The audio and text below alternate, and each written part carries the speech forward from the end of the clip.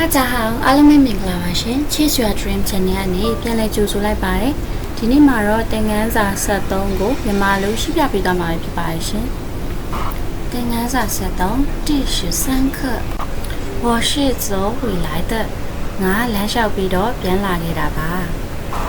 ဒါဆိုရင်သင်ခန်းစာ73ရဲ့ဒီပထမဆုံးဖတ်စာပေါ့နော်课文一ကကြတော့ကြိုက်ကြအိမ်မှာပြောတဲ့စကားပြောလေးဖြစ်ပါတယ်ဒီမှာဆိုလို့ရှိရင်ရှောင်းကလေးနဲ့ရှောင်းကန်းဆိုပြီးတော့စကားပြောတဲ့သူနှစ်ယောက်ပါမယ်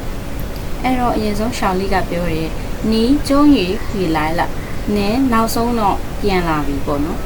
အဲ့တော့ခြုံနာမိုင်းဝင်လာ这么多东西နင်းအဲ့ဒီနေရာကနေအဲ့လောက်ထိများတဲ့ပစ္စည်းတွေဝယ်ပြီးတော့ပြန်လာတာလား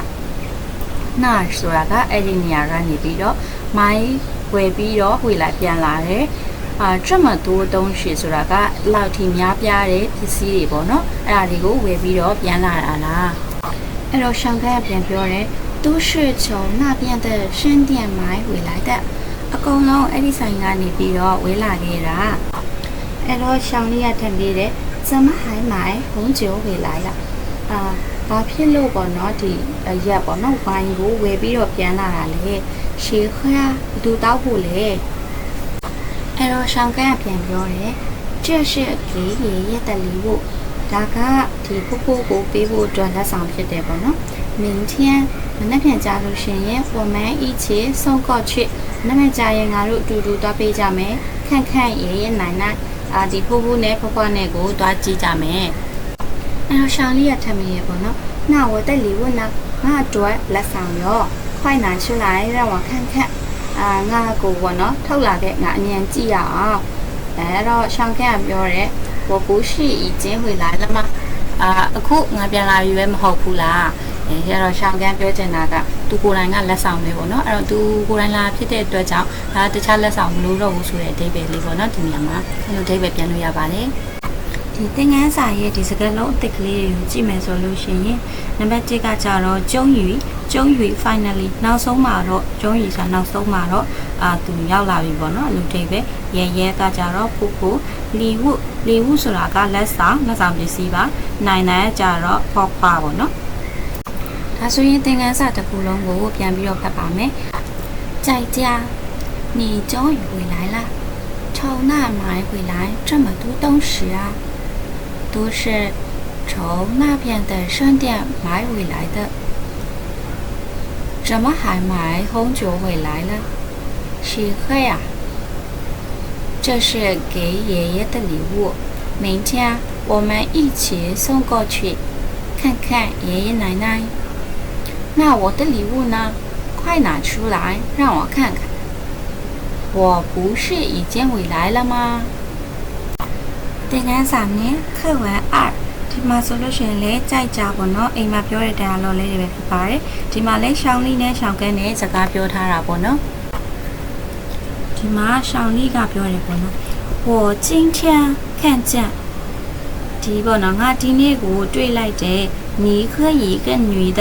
နင်းနဲ့ကောင်မလေးတယောက်နဲ့ကကျင့်လာ咖啡店ကော်ဖီဆိုင်ထဲကိုဝင်သွားတာကိုဒီနေ့တွေ့လိုက်တယ်ပေါ့နော်他是谁呀他ကဘသူလဲသူဘသူလဲဆိုပြီးတော့ရှောင်းလေးကမေးပါတယ်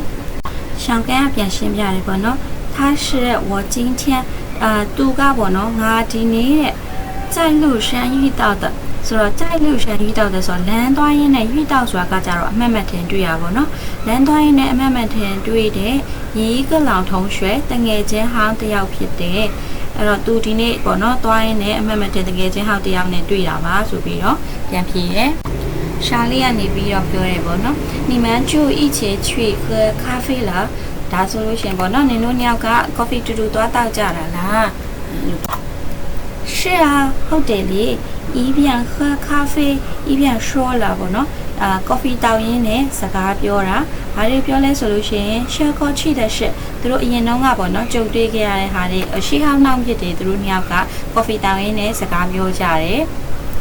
ရှောင်းလေးကပြောတယ်ပေါ့နော်နီးဝေလာတဲ့ကြမှာကနင်းပြန်လာတာဒီလောက်တောင်မှနောက်ကြတာပေါ့နော်是说了တဲ့ပြောတဲ့စကားတွေကဟန်တိုး过去的是吗အဲ့တော့ပြောစရာတွေကရမ်းကိုအများကြီးရှိနေတာလားတူတာရွဲတဲ့ပုံစံမျိုးပေါ့နော်နင်ပြန်လာဒီလောက်တောင်နောက်ကြတာနင်တို့မှပြောစရာတွေအဲ့လောက်တောင်များနေတာလားအဲ့တော့ရှောင်းကန်းပြန်ပြေတဲ့ဘူရှက်မဟုတ်ဘူးပေါ့နော်没有公共汽车了ဘတ်စကားမရှိတော့လို့သူက我是走回来的ပေါ့နော်ဘတ်စကားမရှိတော့လို့သူလမ်းလျှောက်ပြီးတော့ပြန်လာတာပါအားကြောင့်မလို့သူနောက်ကြတယ်ပေါ့နော်အဲ့လိုမျိုးရှောင်းကန်းကပြန်ရှင်းပြပါတယ်ဒီသင်ခန်းစာနှစ်မှာဆိုလို့ရှိရင်စကားလုံးအသစ်အနေနဲ့ကြည့်မယ်ဆိုရင်遇到ဆိုတာကအမှန်မှန်ချင်းတွေးဆုံသည်ညှိပြန်ဆိုတာကကိစ္စနှစ်ခုကိုတပြိုင်နက်တည်းလုပ်တဲ့အချိန်မှာသုံးတယ်ပေါ့နော်တစ်ဖက်ကဒါလုပ်တယ်တစ်ဖက်ကဒါလုပ်နေရဆိုတဲ့ပုံစံမျိုးနေရာမှာသုံးပါတယ်ကော့ထရီဆိုတာကကြတော့အတိတ်ပေါ့နော်ဒီပြီးခဲ့တဲ့ကိစ္စတွေအဲ့လိုမျိုးပြန်ပြောတဲ့အချိန်မှာဆိုလို့ရှိရင်ကော့ထရီလို့ပြောတယ်သင်ခန်းစာတစ်ခုလုံးကိုပြန်ဖတ်မယ်ဆိုလို့ရှိရင်在家我今天看见你和一个女的进了咖啡店她是谁呀她是我今天在路上遇到的一个老同学你们就一起去喝咖啡了是啊一边喝咖啡一边说了些过去的事你回来的这么晚是说了很多过去的事吗不是没有公共汽车了我是走回来的ဖတ်စာတော့ဘောနော်ခဝန်ဆမ်းမှာဆိုလို့ရှိရင်เนาะကြိုက်တာတန်ဟွဖုန်းပြောနေနေပြောတဲ့စကားဖြစ်ပါတယ်ဒီမှာဆိုလို့ရှိရင်ထုံးရှက်လောက်ဖို့ကိုင်းဘက်နဲ့ရှောင်းလီပေါ့နော်သူတို့နှစ်ယောက်ပြောတဲ့စကားပြောလေးဖြစ်တယ်အဲ့တော့ပထမဆုံးဒီလောက်ဖို့ကိုင်းဘက်ကနေပြီးတော့ပြောတာပေါ့နော်ရှောင်းလီရေတဲ့ကျိုးမော့ပေါ့နော်ပိတ်ရက်ဒီမှာဆိုလို့ရှိရင်နီဤပန်းနင်ပေါ့နော်ပုံမှန်အားဖြင့်နဲ့ကန်းရှောင်းကန်းစော်ရှောင်းကန်းနဲ့ချူချီခန့်တရရင်မှာရုပ်ရှင်သွားကြည့်လေးရှိလားအဲ့တော့ဒီပိတ်ရက်ဒီမှာဆိုလို့ရှိရင်ဒီရှောင်းကန်းနဲ့အတူတူရုပ်ရှင်သွားကြည့်လေးရှိလားအဲ့လိုမျိုးမေးတယ်ရှောင်းလေးကပြန်ဖြေတယ်我很想去电影院看电影အဲ့တော့သူကရုပ်ရှင်ရုံမှာရုပ်ရှင်သွားကြည့်တာပေါ့နော်အရန်နေတယ်ပြီးတော့သူကဆက်ပြောတာကတဲ့我更愿意在家看电视သူကဒီအိမ်မှာနေဖို့ပို့ပြီးစမ်းသားရှိတာအိမ်မှာနေပြီးတော့ TV ကြည့်ဖို့ကိုပို့ပြီးတော့ကြိုက်တယ်ပေါ့နော်အဲ့ဒါကိုပို့ပြီးတော့စမ်းသားရှိတယ်လို့ပြောတယ်အဲ့တော့ဒီသူ့ရဲ့လုပ်ဖို့ကံကမေးတာပေါ့နော်看电视有什么意思啊အဲ့တော့ဒီအိမ်မှာ TV ကြည့်တာကဘာအဓိပ္ပာယ်ရှိမှလဲပေါ့နော်ဘာအဓိပ္ပာယ်ရှိလို့လဲအဲ့တော့ဒီမှာရှောင်းလေးရဲ့သူ့ရဲ့သဘောပေါ့နော်သူ့ရဲ့သဘောကတော့可以一边吃一边看အဲ့တော့တစ်ဖက်ကနေထမင်းစားရင်းနဲ့ကြည့်လို့ရတယ်နောက်တစ်ခုပေါ့နော်坐住了ထိုင်တာကြာလို့ရှိရင်လေတဲ့还可以站起来ဒီမတ်တက်ရက်ပြီးတော့ပေါ့နော်ရှူရှီဝခဏလောက်အနားယူလို့ရသေးတယ်အဲ့တော့ဒီအိမ်မှာကြည့်တဲ့ဟာကတပင်းစားရင်းနဲ့လည်းကြည့်လို့ရတယ်ပြီးလို့ရှိရင်ထိုင်တာကြာလို့ရှိရင်လည်းအညောင်းညာဆန်ဖို့ပေါ့နော်ခဏတစ်ဖြုတ်အနားယူလို့ရသေးရဲ့ဆိုပြီးတော့သူကပြန်ပြောတယ်အဲ့တော့သူ့ရဲ့ဒီထုံရှက်ကတော့မလျှော့သေးဘူးပေါ့နော်သူဆက်ပြောတာက你应该多出去走走အဲ့တော့နင်ကအပြင်ကိုထွက်ပြီးတော့များများလမ်းလျှောက်တဲ့နေတဲ့အဲ့လိုမျိုးနဲ့ပေါ့နော်ကြက်ရနဲ့အဲ့လိုမျိုးဆိုလို့ရှိရင်你们的生活တဲ့会更有意思နင်တို့ရဲ့ဒီဘဝကလည်းပို့ပြီးတော့အသေးပဲရှိနေမယ်ပို့ပြီးတော့အသေးပဲရှိလာမယ်ပေါ့နော်အပြင်ကိုများများထွက်တဲ့နေဆိုပြီးတော့ပြောတယ်ရှောင်းလေးပြန်ပြောတာက有他家သူရှိတယ်ဆိုလို့ရှိရင်我的生活已经很有意思呀很有意思啦ပေါ့နော်အဲ့တော့သူသာရှိတယ်ဆိုလို့ရှိရင်တော့ငါရဲ့ဘဝကအခုအရန်ကိုအသေးပဲရှိနေပြီဆိုပြီးတော့ပြောတယ်ပေါ့နော်အဲ့တော့ဒါကရှောင်းကန်းရှိတယ်ဆိုလို့ရှိရင်သူကအိမ်မှာနေပြီးတော့ TV ကြည့်ရင်လည်းအဆင်ပြေတယ်ဆိုပြီးတော့ပြန်ပြောထားတဲ့စကားလေးပေါ့နော်ဒီသင်ခန်းစာ3ရဲ့စကားလုံးတက်လေးကိုကြည့်မယ်ဆိုလို့ရှိရင်一般ဆိုတာကပုံမှန်အားဖြင့်ပေါ့နော်နောက်တစ်ခါကျတော့我愿意ရကြတော့စိတ်ဆန္ဒရှိတဲ့သဘောတူတဲ့တခုခုကိုသူလုပ်ရတာသဘောတူရဲဆိုတဲ့ပုံစံမျိုးခြိလိုက်ဆိုတာကကြတော့ဒီထတာပေါ့နော်ထတာမှာဥမာမြင့်တဲ့နေရာကနေနှိမ့်တဲ့နေရာဖြစ်သွားတာမျိုးကိုသုံးတယ်ပြီးရင်ဟင်းကိုင်းဆိုတာကလှုပ်တဲ့နဲ့တင့်နေဆိုတဲ့အဓိပ္ပာယ်ပါပြီးတော့ရှင်းဟောကြတော့ကိုယ့်ရဲ့ဒီဘဝပေါ့နော်လူမှုဘဝအဲ့လိုဟာမျိုးအဓိပ္ပာယ်ပါဒါဆိုလို့ရှိရင်သင်ခန်းစာတစ်ခုလုံးကိုပြန်ဖတ်ပါမယ်在打电话小丽周末你一般跟小跟出去看电影吗我很想去电影院看电影我更愿意在家看电视看电视有什么意思啊？可以一边吃一边看，坐久了还可以站起来休息一会儿。你应该多出去走走，这样你们的生活会更有意思啊。有他在，我的生活已经很有意思啦。သင်ခန်းစာလေးမှာဆိုလို့ရှိရင်တော့ဒီမှာဆိုလို့ရှိရင်ဒီစာပိုက်ကိုပေါ့နော်ညီမတို့ရှင်းပြမှာဖြစ်ပါတယ်။ကန်းချင်ဝန်တဲ့时候မင်္ဂလာဆောင်စာကအချိန်ပေါ့နော်။မင်္ဂလာဆောင်စာကအချိန်တော့ဆိုလို့ရှိရင်တဲ့我政府是政府ဆိုတာကသူ့ရဲ့ဒီအမျိုးသားပေါ့နော်သူ့ယောက်ျားပေါ့။我政府是中学老师中学老师ဆိုတာကကြတော့အလေတန်းပြကျောင်းဆရာပေါ့နော်အလေတန်းပြဆရာတော့သူ့ယောက်ျားကတဲ့မင်္ဂလာဆောင်ကားကြတော့ဆိုလို့ရှိရင်အလေတန်းပြကျောင်းဆရာတစ်ယောက်ဖြစ်တယ်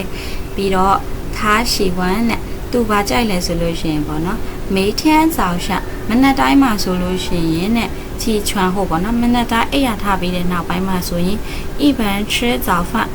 တစ်ဖက်ကနေပြီးတော့မနက်စာစားတယ်一般看报纸အဲ့တော့တစ်ဖက်ကနေစာဖတ်တယ်အဲ့တော့သူကမနက်စာစားရင်လည်းသတင်းစာဖတ်တယ်ပြီးတော့10年过去了10နှစ်ကုန်ဆုံးသွားပြီအခု10နှစ်ပြီးသွားတဲ့အချိန်မှာဆိုရင်现在ပေါ့နော်အခုဆိုရင်နဲ့他已经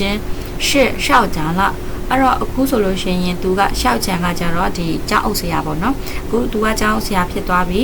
因为太忙အလုပ်ကအရန်များတဲ့အတွက်ကြောင့်နဲ့每天早上မနက်တိုင်းကိုပဲ我起床后ငါအဲ့ရနိုးတဲ့အချိန်မှာ都看不到他သူ့ကိုမတွေ့တော့ဘူး晚上ပေါ့ညနေပိုင်းမှာဆိုလို့ရှိရင်လေဟန်ဝန်他才回到家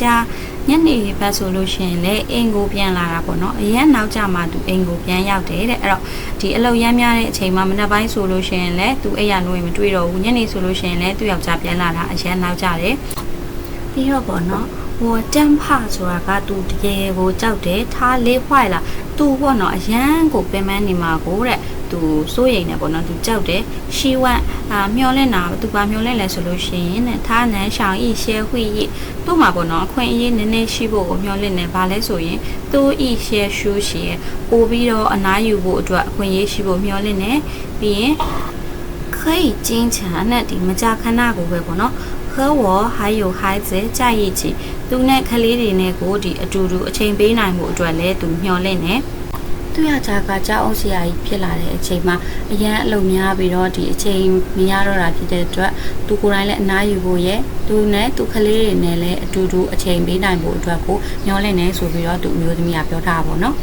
ဒါဆိုရင်ဒီမှာစကားလုံးသစ်တွေအနေနဲ့ဆိုရင်ရှောက်ကြံကကြတော့ကြောင်အုပ်ဆရာခွာရကြတော့ဒီပြက်စီးတာပေါ့နော်ဒီမှာဆိုရင်သုံးတာတော့လေ့ခွိုက်ပေါ့ပင်မန်းတာအရန်ကိုတီးလောက်ပင်မန်းနေဆိုတဲ့ဟာမျိုးအဓိပ္ပာယ်ရတယ်ကျင်းချံကကြတော့မကြာခဏဆိုတဲ့အဓိပ္ပာယ်ပါဒီစာမိုက်တစ်ခုလုံးကိုပြန်ဖတ်ပါမယ်跟着我的时候我丈夫是中学老师他喜欢每天早上起床后一边吃早饭一边看报纸10年过去了现在他已经是校长了因为太忙每天早上我起床后都看不到他晚上很晚他才回到家我真怕他累坏了希望他能少一些会议多一些休息可以经常和我还有孩子在一起那今天就到这里吧谢谢大家辛苦啦